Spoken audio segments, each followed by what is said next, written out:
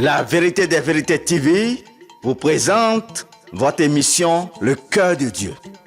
Le Cœur de Dieu, c'est une émission qui vous plonge dans les révélations des mystères cachés et profondes de la parole de Dieu. Le Cœur de Dieu, c'est les trois dimensions de la parole, la forme, le fond et la profondeur. Le Cœur de Dieu, c'est les mystères cachés de l'œuvre de la croix. Le Cœur de Dieu, c'est un cocktail du plan de la rédemption de l'humanité au travers de la parole de Dieu. Le Cœur de Dieu, c'est l'ensemble des pensées de l'Éternel concernant le plan de la rédemption de l'humanité à travers l'œuvre de la croix. Le Cœur de Dieu, c'est tout simplement du beau. Le Cœur de Dieu, c'est tout simplement la compréhension du retour de la divinité dans l'humanité. Le Cœur de Dieu, vous en avez besoin. Le Cœur de Dieu, c'est tous les lundis et samedis à 10h. Votre émission, Le Cœur de Dieu. Votre émission, Le Cœur de Dieu, ouvre les yeux de votre cœur pour comprendre les pensées intimes de Dieu. Votre émission, Le Cœur de Dieu, vous donne accès à l'intimité de Dieu. Mais la croyance implique certains éléments. Et en premier, la croyance implique la bonne information. Eh bien, c'est ce qui est écrit dans le livre de Romains, le chapitre 10, le verset 14. Il est dit, comment croiront-ils si personne ne le leur prêche? C'est-à-dire, on ne peut pas croire en dehors de la bonne information. On ne peut pas croire si l'on n'a pas l'information sur l'objet de sa croyance. Il faut d'abord en entendre parler. Parce que le salut vient de là. La foi même vient de ce qu'on entend. Si vous n'entendez pas, vous ne pouvez pas croire. Plusieurs personnes ont suivi leurs parents pour entrer dans des églises dites évangéliques. Plusieurs ont suivi des femmes. Plusieurs ont suivi des hommes. Plusieurs ont suivi des miracles. Plusieurs à cause de leurs problèmes, de leurs situations compliquées. Eh bien, ont fait leur introduction dans une assemblée chrétienne. Ils ont eu satisfaction parce qu'on a invoqué le nom de Jésus et ils y sont restés. Cependant, ils ne sont pas sauvés. Ce n'est pas la voie du salut, ça. La voie du salut commence par ce qu'on entend. Et ce qu'on entend vient de la parole de Christ. Donc la voie du salut commence par l'écoute de la parole de Dieu. Ce qu'on appelle la parole de Dieu, c'est différent. La parole même, elle était au commencement avec Dieu. Elle était Dieu. Elle s'est faite chair. Elle a accompli une œuvre. Et lorsqu'on comprend, on écoute cette œuvre et qu'on la comprend, la parole se manifeste. La parole est différente des saintes écritures, qui sont les saintes lettres, qui sont inspirées de Dieu. La parole, elle, c'est la vie de Dieu en la personne de Jésus-Christ. La parole, c'est la révélation même de Dieu à travers la personne de Jésus-Christ. C'est la vie de Dieu. C'est la parole. Mais la première implication de la croyance, c'est l'information. Et la bonne information. J'insiste sur la bonne information parce que quelque chose s'est passé dans les Actes au chapitre 15 où il est dit, certains hommes venant de la Judée enseignaient les frères en disant, si vous n'êtes pas circoncis selon le rite de Moïse, vous ne pourrez être sauvés. Cela veut dire quoi? Si vous n'accomplissez pas les rites de Moïse, si vous ne vous conformez pas à la circoncision, au sacrifice, aux ordonnances et aux prescriptions de Moïse, vous ne pouvez pas être sauvés. Heureusement qu'en ce jour, il y avait la présence de deux personnes qui étaient des hommes de Dieu, à savoir Paul et Barnabas. Il est écrit dans ce texte que Paul et Barnabas eurent avec eux une vive discussion pour leur dire non, ce que vous dites n'est pas vrai. Parce qu'en réalité, c'est une fausse information. Vous voyez, plusieurs se sont proclamés chrétiens sur la base d'une fausse information. Alors que la première implication de la croyance, c'est l'information. Si vous n'avez pas la bonne information, vous ne pouvez pas dire que vous êtes sauvé. Si vous avez une mauvaise information, vous allez croire en une mauvaise chose et croire peut-être que vous êtes sauvé, mais en réalité, vous n'êtes pas sauvé. La croyance commence par ça. La première implication, c'est l'information. Mais la deuxième implication, c'est la perception de l'esprit par rapport à l'intérêt que l'on a dans ce que l'on entend. On comprend le bien-être, le bien fondé, la raison d'être de ce qu'on entend. Lorsque tu écoutes l'évangile et que rationnellement tu perçois sa raison d'être, lorsqu'on écoute l'évangile et qu'on comprend, c'est-à-dire on perçoit sa raison d'être, on perçoit de façon rationnelle son bien fondé, on comprend l'intérêt que l'on a dans ce que l'on entend. En ce moment-là, on comprend aisément ce que l'on entend. On a besoin de la compréhension. Regardez un peu ce que le sacrificateur Caïphe disait à ses contemporains. Il dit dans le livre de Jean, chapitre 11, le verset 48, verset 51, il a dit, « Ne comprenez-vous pas?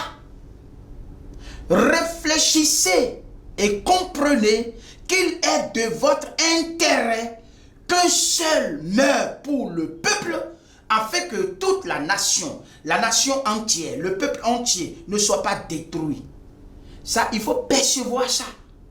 Il faut percevoir le mystère de la substitution.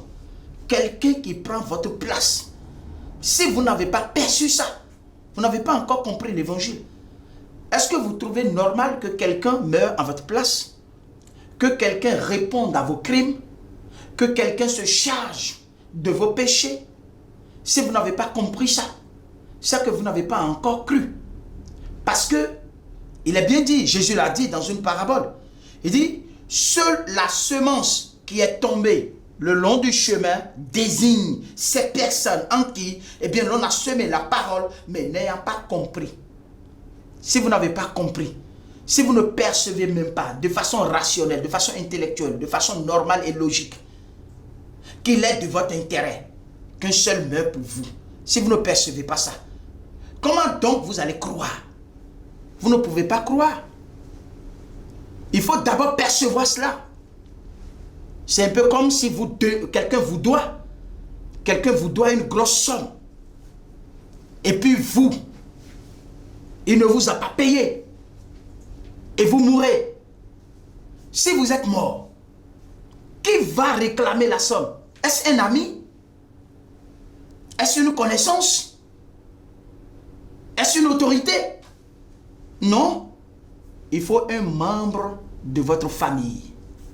Un membre de votre famille, votre enfant, votre frère, votre soeur, ayant connaissance de cela, peut aller de façon juridique, de façon légale, de façon normale, réclamer cette somme-là. Mais si un ami vient pour dire, bon, mais tu deviens mon ami, il faut que tu me payes ça, ça n'a pas de sens. C'est ce qui s'est passé. Il faut comprendre pourquoi Jésus-Christ est devenu homme. La divinité est rentrée dans l'humanité. Jésus doit devenir un être humain. Il existait depuis. Il est bien dit qu'au commencement était la parole. La parole était Dieu, la parole était avec Dieu, la parole s'est faite chair. La parole est devenue un être humain pour revendiquer le droit de l'homme à la place de l'homme. C'est ce qui s'est passé. Un homme doit mourir à la place de l'homme. C'est ce qui s'est passé. Il est devenu homme pour revendiquer notre droit. Nous arracher le pouvoir que nous avions perdu dans le jardin d'Éden à l'origine de l'existence humaine. Il est devenu homme pour faire face à toutes les tentations des humains et remporter la victoire. Il est devenu homme pour mener un combat en lieu et place de tous les hommes. Il est devenu homme pour remettre la clé de la victoire spirituelle à l'homme. Il est devenu homme pour s'identifier à l'homme. Il est devenu homme pour que nous puissions reconnaître la portée, la puissance d'un être humain. C'est pour ça qu'il est devenu homme. Ça, il faut comprendre ça d'abord. Si vous n'avez pas compris ça, vous n'allez jamais croire. Et votre croyance ne serait pas fondée. En réalité, c'est ce que nous avons compris dans les Écritures. Et ça a changé quelque chose dans notre façon de penser. La deuxième implication de la croyance, c'est la compréhension. Si vous comprenez, c'est que vous avez fait le deuxième pas vers la croyance. Mais si vous n'avez pas compris, vous n'avez pas encore cru. C'est de ça qu'il s'agit. La troisième implication de la croyance, c'est la réception. Il est dit dans Jean chapitre 1, le verset 11 et 12, il dit à tous ceux qui l'ont reçu, à tous ceux qui l'ont reçu, ceux qui ont cru en son nom. Voyez non? Si vous croyez là, c'est que vous avez reçu. La réception est une implication. La réception, c'est l'acceptation du message. La réception, c'est l'assimilation. C'est le fait de garder et de devenir une de ce qu'on a entendu. C'est-à-dire, on fait de ce qu'on a entendu une propriété privée. On possède ça. On garde ça et on protège ça. Ça, on l'a reçu. C'est comme on a mangé quelque chose. On devient ce qu'on a mangé. Et ce qu'on a mangé rentre en nous. On a consommé. C'est rentré dans nos veines et dans notre sang. Et c'est fini. Ça devient une partie de nous-mêmes. C'est ce que l'évangile est devenu pour nous quand on a dit qu'on a cru. Si tu as cru et que l'évangile n'est pas devenu toi, ce n'est pas rentré dans ton intérieur, ça ne circule pas dans tes veines. Vous voyez les apôtres en son temps, quand on compte l'histoire que les apôtres ont été persécutés, ils n'ont pas cédé à la persécution, ils ont été maltraités, ils ont été massacrés, ils ont été tués. Vous croyez que quoi? C'est parce que la possibilité de renoncer au message n'existait plus, puisque le message était rentré en eux. Ils ont mangé, ils ont reçu, ils ont bu ça. C'est rentré dans leur intérieur. Donc à aucun moment, ils ne pouvaient plus renoncer à ce message-là. C'est terminé. Et ça, c'est la troisième implication de la croyance. Si ça ne se passe pas comme ça pour vous, vous n'avez pas encore cru. C'est que vous suivez les autres. Vous allez et vous revenez. Vous allez à l'église et vous revenez. Mais comme l'église n'est pas la porte du salut, et que c'est l'œuvre de la croix qui est la porte du salut, Jésus a dit, je suis la porte des brebis. Il n'a pas dit que l'église est la porte. Donc si vous n'entrez pas la voie de l'église, et que vous-même, vous avez même des positions, des responsabilités, et que vous n'avez pas compris ce qui s'est passé dans le surnaturel à la croix, ce que je vais expliquer tout à l'heure, ce à quoi il faut croire, et le message qu'il faut entendre avant de dire qu'on a cru. Si vous n'avez pas compris ça, alors donc vous n'avez pas cru. Il faut que je vous le dise, avant que le temps ne soit trop tard, que le Seigneur ne vous dise, je ne vous ai jamais connu. S'il ne vous a jamais connu, s'il dit, je ne vous ai jamais connu, c'est parce qu'à un moment donné, vous n'avez pas compris ce qu'il a accompli pour vous. Et ça, il ne peut pas vous accepter comme ses brebis. Il y a d'abord ça qu'il faut comprendre.